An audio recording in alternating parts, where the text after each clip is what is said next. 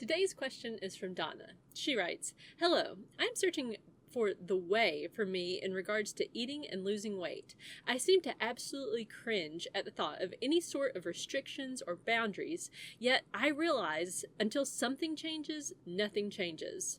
I desperately want to eat less, and ideally I would love to be able to listen to my body and eat per hunger and fullness, yet for someone like myself who eats for emotions and feelings, I realize this would be very hard. Yet the thought of only eating at certain times of the day, even if it's a 10-hour eating window, makes me feel trapped. I'm wondering if you think I could truly release weight eating what I want without gorging or overeating in a 14-10 plan. I'm not sure I'm saying it correctly, but if I waited to eat until 11 a.m. each morning and didn't eat anything after 8 or 9 p.m., is this likely to make a difference? I'm thinking part of me would just want to eat far too much to make up for waiting until 11 a.m. to eat.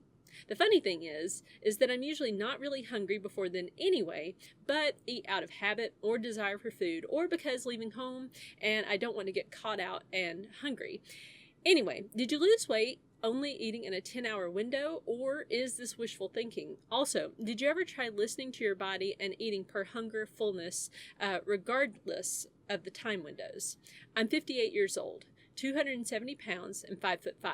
I'm obviously overweight, obese, and it's time to make a change. Thanks for reading, and I hope it makes sense." So Donna, your question makes perfect sense, and I'll share with you my experiences. First of all, I totally agree with you. If nothing changes, then nothing will change. If you continue to do what you've always done, you will continue to get what you've always gotten. And I think it's great that you're searching for that right thing, and that you are paying attention to your emotions right now and thinking things through before you kind of jump headlong into a plan that may not end up working out for you. And that was the thing about intermittent fasting that appealed to me, actually, was that time restriction seemed like a boundary I could stick with that would actually seem like more freedom to me, because my thinking was, okay, if I can stick with the time boundary, then I will allow myself to eat whatever I want during that time. And to me, that the boundary that always messed with me was like the idea of not being able to eat certain foods, and that's what felt really restrictive. But it sounds like to me,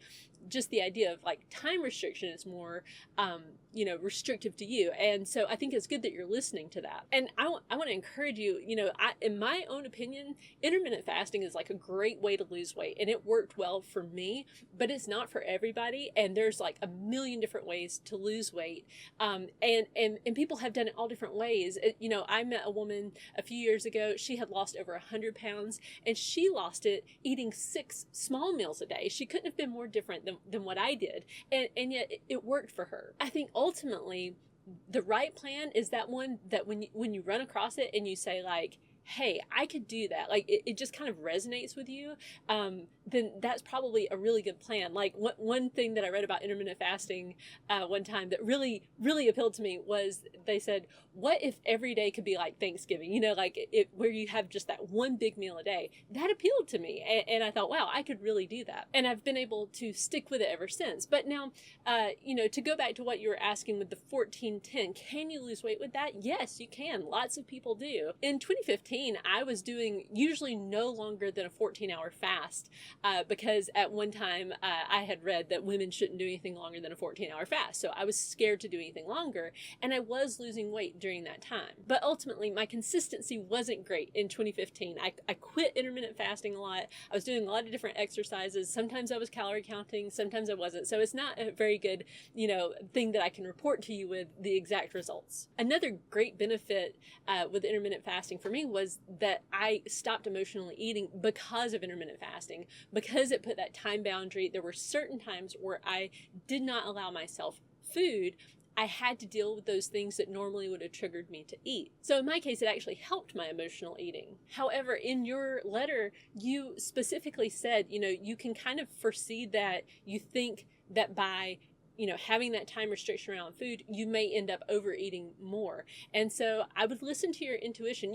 Of course, if you want to try it out, but then do notice, like, are you really feeling that way? Are you feeling really restricted because of that? Are you eating more when that window opens? And if you do find that, then perhaps intermittent fasting isn't the right path. But if you find that intermittent fasting isn't the right path for you, please don't give up. I want to encourage you. There's a lot of creative ways that people have found to lose weight, and I would encourage some self-experimentation here. I think that is really the best way, when you can just sit down with yourself and figure out what will work for you and your life. Some people have had wonderful results with seemingly crazy ideas, like Professor Mark Hobb. He did the junk food diet and he lost like 27 pounds in 2 months just by eating junk food all day. Another guy, John Cisna, he's a science teacher. He lost 56 pounds in 6 months eating just McDonald's food.